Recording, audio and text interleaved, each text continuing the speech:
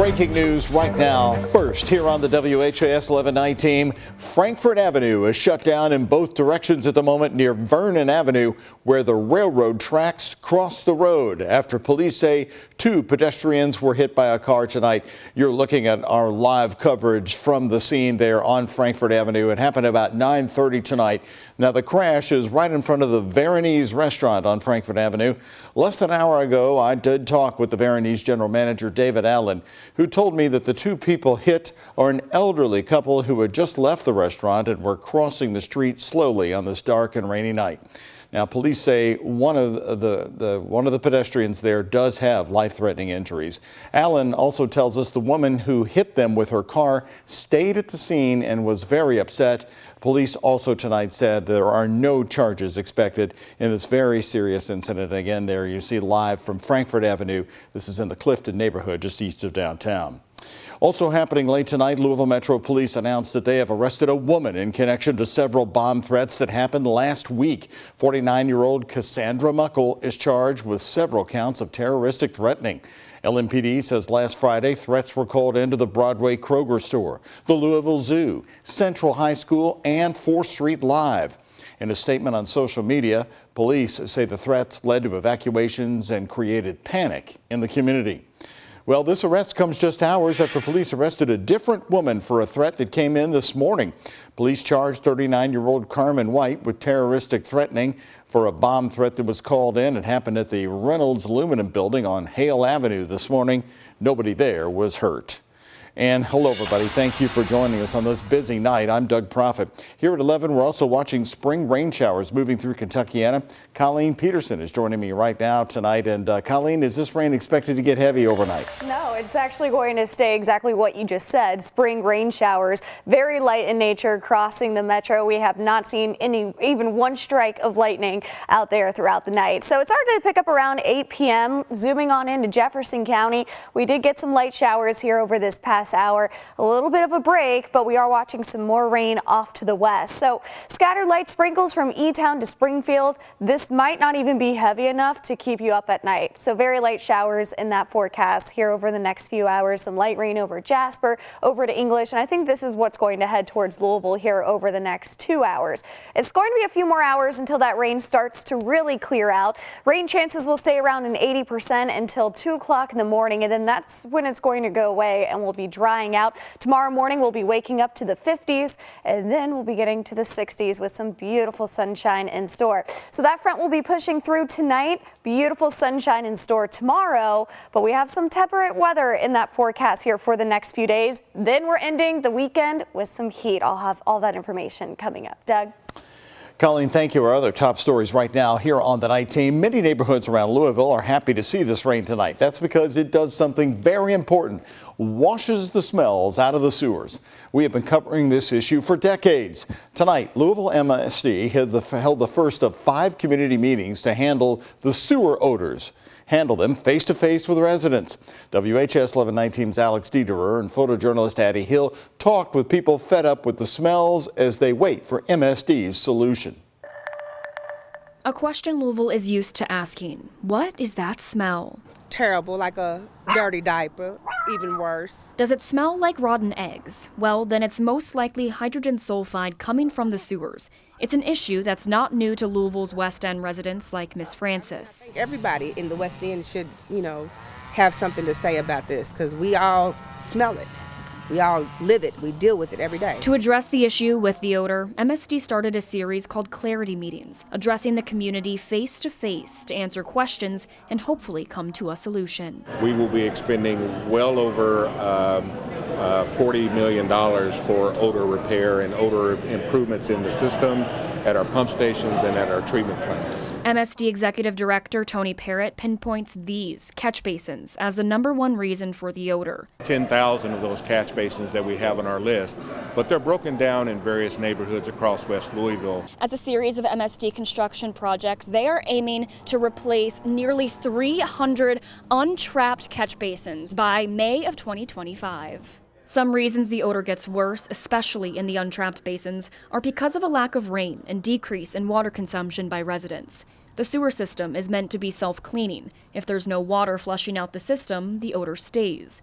The holdup for MSD fixing all the basins is a lack of funding. A lot of the projects that we are bringing forward now for odor mitigation, currently they're not in our budget. Parrott says MSD has an odor response team available 7 days a week to answer community complaints. In the meantime, residents in Louisville's West End will do what they can to keep their homes and neighborhoods from the smell. I keep air fresheners, you know, Febreze, Glade plug-ins, just stuff to keep the house smelling good. Parrott says the problem areas, plus the projects underway, will cost around $60 million. In Louisville, Alex Dieterer with photojournalist Addie Hill, the WHAS 11 night team on your side. There will be 4 more meetings held throughout the summertime and fall. The next one's going to be Wednesday, June 26 at 6 p.m. at the Western Library on South 10th Street.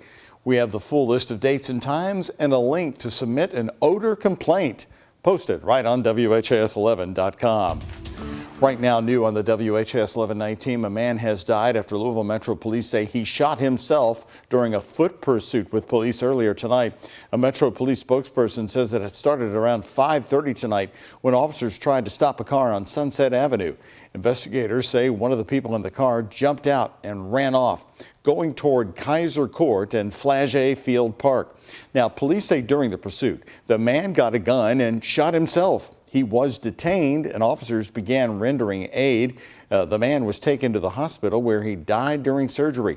Police say at no point did a police officer fire their weapon tonight. The Public Integrity Unit will handle this investigation. And in the Parkland neighborhood, Metro Police are looking for the person who shot and killed a man inside a local corner store.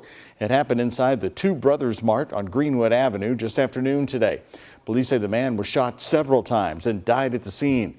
LMPD Major Russ Miller called on residents to help detectives in this shooting, saying they want this to be a safe community. Especially in the next 2 weeks that we have Derby going on, we want to have a safe environment for everybody that lives here, everybody coming into town, to have a good experience here. And the only way that we can do that is to continue to be out here working as hard as we can and to continue to ask for the public's assistance to speak up and say something if they see something. If you've got a tip or information that can help detectives, call 574-LMPD. You can do so anonymously or use their online portal. LMPD's fugitive unit has made an arrest in a December homicide that happened in the Russell neighborhood. Today, officers arrested 48-year-old Cornell Hill for the shooting on Elliott Avenue on December 2nd. In court records, investigators say surveillance video showed Hill in a fight with the victim, DeMonte Cobbs. Police say Hill then shot Cobbs and ran away. He's charged with murder and possession of a handgun as a convicted felon. A Metro police officer was taken to the hospital with minor injuries this afternoon after a crash happened on Dixie Highway. Here's the view from the scene as an LMPD spokesperson says the officer was responding to a call with lights and sirens on when the crash happened near Lower Hunter's Trace.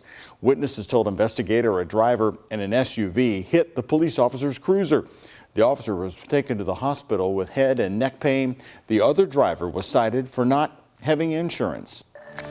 The Berrytown neighborhood outside of Anchorage is one of our community's most historic black neighborhoods, founded by African Americans in 1874. Now a move to change zoning could mean the difference between new homes or apartments there. 2 residential properties are up for zoning changes. WHAS 11 night team's Taylor Woods and photojournalist Elijah McKenzie talked to concerned residents. And Taylor, how much land are we talking about here? Well, Doug, tonight residents got the opportunity to discuss how many lots they want to see on over 4 acres of land. And most of the people at the meeting were very vocal about the possible traffic flow that could come with the zoning. In the historic African American neighborhood of Berrytown, 2 residential properties are going up for zoning changes, one at 1408 and another at 1412 North English Station Road. I mean, it's just heartbreaking. Jacoby Board's great-grandmother once owned this house at 1408 North English Station Road. His family last moved from here in 2019. It's a nice amount of land to raise a family on, you know, do a bunch of fun things like I said, I grew up on dirt bikes. While the childhood memories are still fresh, he just hopes this 1.39 acres of land doesn't turn into apartments. It's not a apartment type of property To me, it's not. Dozens of concerned longtime Berrytown residents are against that type of housing and possible flow of traffic coming to the area. Are you turning all this land over to development? Marilyn Harris, director of the Metro Office of Housing and Community Development, explained the goal of the project is to increase density. This means the community has the option to choose a deferring zoning option, one that allows 19 lots or another that allows the development of 39 lots, ranging between 6,000 to 9,000 square feet. This is an idea of what it could look like. When we are ready to put this out for a solicitation of interest to a developer, we will say it is zoned X, Y, or Z. Once the zoning is selected, the community will have a chance to discuss the type of housing they want to see. You say tear that house down, fine. Laverne Davis is the former president of Berrytown Griffeytown Improvement Organization. After listening to the meeting, she says she hopes Louisville Metro builds housing that fits the area. I hope that they come back and say that they have decided to build some single-family houses. That was the last thing when they went out of there. And Louisville Metro plans to have another public meeting about the zoning change in Berrytown, and we will let you know on air and online what the community decides at that next meeting. In studio, Taylor Woods, WHAS 11 Night Team on your side. Taylor, thank you very much. More news from the night team. The countdown is on ahead of the 150th Kentucky Derby. As you can see our countdown clock on the screen for you tonight, work is underway at Churchill Downs, and that includes making the track as safe as possible for the horses and, of course, the riders. Well, today the Horse Racing Integrity and Racing Authority, or HISA as it's known, addressed safety at the track. It comes after last year's spring meet saw 12 horses die, including 2 on Derby Day. The deaths forced the unprecedented decision to move racing to Ellis Park in Henderson, Kentucky to complete the spring meet. HISA conducted an investigation, concluding that there was no common link to determine why the horses broke down.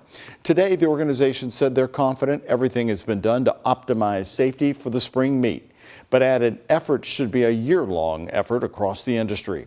To make the Derby as safe as possible, we need to ensure that horses are receiving the same high level of care and attention they receive at Churchill Downs everywhere else. And with our uniform rules, we can be sure that every horse, no matter where or when it's running, is receiving the highest level of scrutiny and care, not just when they show up to the Kentucky Derby. HISA says Churchill Downs improved the track surface by adding thousands of tons of new dirt and investing in new equipment at Churchill. New right now on the WHAS 11 night team, some Kroger shoppers got this surprise when they headed to the Prospect Kroger store location tonight. It was this year's Kentucky Derby trophy. Churchill Downs is taking the trophy for Derby 150 to different stores throughout the week, giving people the chance to take photos with it. The trophy is made out of 14-karat yellow and green gold and features a special jeweled rose garland made with rubies and emeralds. It is gorgeous. Well, the trophy will be at the Springhurst location coming up this Thursday from 4 until 6. On Friday, you can see it at the location on Westport Road at Hurstbourne Parkway from 2 until 4. The trophy is just one of several traditions of the Kentucky Derby, and this Saturday at 7, we invite you to join us for a WHAS 11 special Derby presentation. We call it The Greatest 2 Minutes, as we take a closer look at the traditions, the people, and even some little-known history that makes the Derby so special. That's this Saturday at 7 right here on WHAS 11.